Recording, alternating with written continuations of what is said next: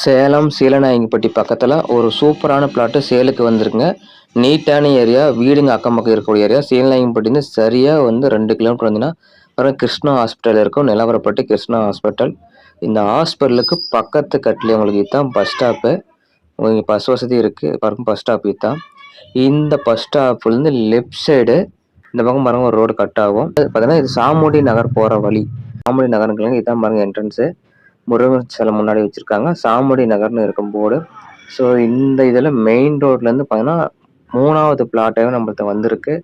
வீடுங்க இருக்கக்கூடிய ஏரியா 3வது பிளாட்டு வடக்கு திசை பார்த்த மாதிரி வந்திருக்கு.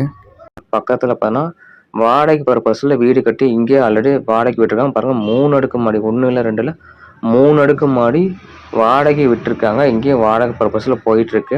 இந்த இடம் சேலுக்கு வந்திருக்கு. பாருங்கள் எல்லா வீடுங்க இபி ஃபெசிலிட்டி, வாட்டர் ஃபெசிலிட்டி, உப்பு தண்ணி நல்ல தண்ணி வசதி எல்லாமே இருக்குது. வீடுங்களும் அக்கம் பக்கம் இருக்குது. நீங்கள் இது அவுட் சைடில் சுற்றியும் வீடுங்க உங்களுக்கு ஃபுல்லும் பாருங்கள். இதெல்லாம் வீடுங்க மெயின் ரோட்டில் 3வது பிளாட்டு.